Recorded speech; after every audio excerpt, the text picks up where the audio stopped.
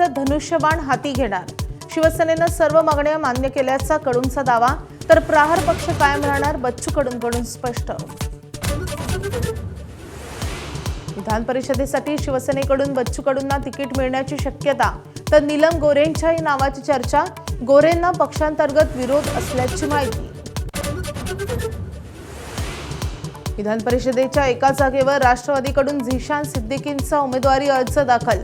सुनेत्रा पवार, भुजबळ, तटकरेंनी अर्ज भरताना उपस्थिती। भावनिक ट्विट करत अमोल मिटकरींकडून नाराजी व्यक्त।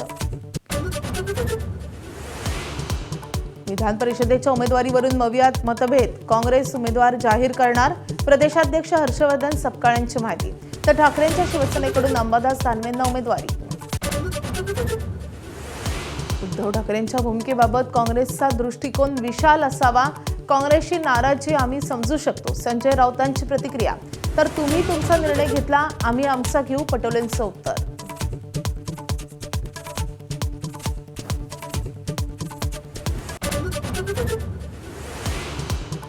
नागपुरात अनेक भागात रेडिओ ऍक्टिव्ह पावडर टाकल्याचं पोलिसांना निनावी पत्र।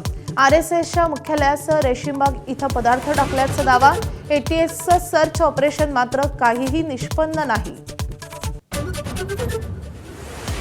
नाशिक टीसीएस प्रकरणातील आरोपींची एसआयटी कडून कसून चौकशी।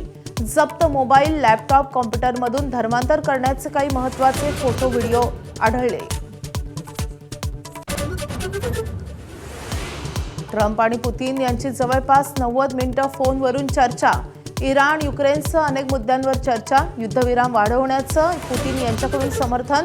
इराणच्या अणु कार्यक्रमावरही चर्चा झाल्याचं समजतंय।